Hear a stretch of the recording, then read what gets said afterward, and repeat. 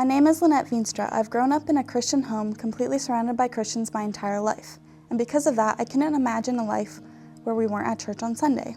While I would say I believed in Jesus from a young age, I never put much thought or effort into a personal relationship with him until these past few years. By going to a Christian school, reading the Bible, as well as church and youth every week, my faith has really become my own. I've never experienced anything that's completely turned my life around.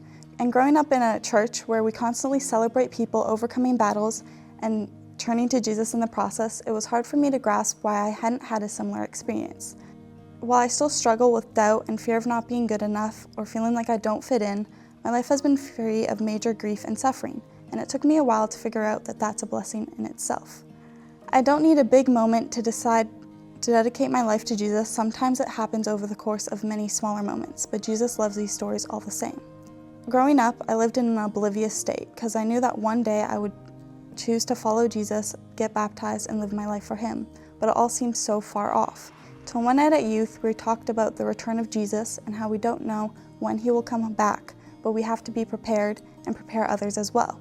It got me thinking about how hard it would be for me to help someone else in their walk with Jesus if I hadn't taken the time to get to know him myself. When I realized that I wanted a personal relationship with Jesus and the same for others, I started diving into the Bible and prayer more. I would feel more uncomfortable around things like gossip and what we would consider smaller sins, and instead of judging and labeling people based off of their looks or actions, I would take more time and opportunity to talk to them to understand their circumstances, views, and beliefs in hopes that I could show them the love of God through me. Over the last year, more opportunities have opened up for me.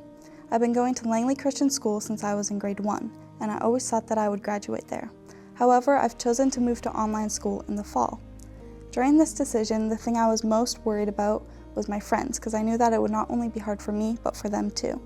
One night I was praying and I asked Jesus that he could show me my best friend could build stronger relationships with others when I was gone. Over the next week or so, I noticed she talked to another girl she plays volleyball with more.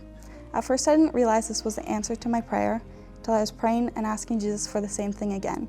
That night he showed me that God has a path and a plan for you, and he will always lead you down it, but he will also take care of those you love in the process.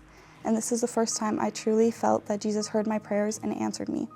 Which reminds me of a verse that I stumbled upon as a kid reading the Bible. And it's a verse I often randomly repeat to myself. Genesis 28:15 says, "I am with you and will watch over you wherever you go, and I will lead you back to this land. I will not leave you until I have done what I have promised you." And this verse has reminded me over the years that God has never and will never break his promises, that he will always lead you down the path he has for you, and he will never leave you. And I believe this to be true, and that God sent his only son Jesus to die on the cross for my sins, and that is why I have chosen to be baptized.